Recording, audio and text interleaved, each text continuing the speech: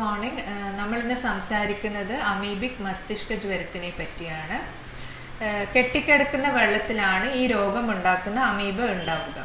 അപ്പൊ ഇങ്ങനത്തെ വെള്ളം മൂക്കിലേക്ക് കയറിയാൽ ഞരമ്പുകൾ വഴി തലച്ചോറിലെത്തി ചിലരിൽ അമീബ ഇൻഫെക്ഷൻ ഉണ്ടാക്കുന്നു. ചൂടുള്ള കെട്ടിക്കിടക്കുന്ന വെള്ളത്തിലാണ് അമീബ ഉണ്ടാവുക. അത് കൂടാതെ വെള്ളത്തിന് താഴെയുള്ള മണ്ണിലും ഈ അമീബ ഉണ്ടാകും. അസുഖം വരാതിരിക്കാൻ നമുക്ക് ചില കാര്യങ്ങൾ ശ്രദ്ധിക്കാം.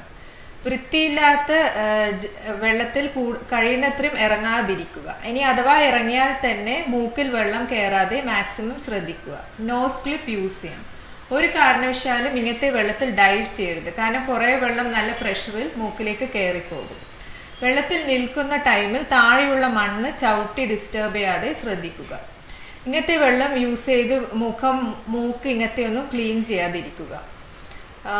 ഒരാളിൽ നിന്ന് ഈ രോഗം മറ്റൊരാളിലേക്ക്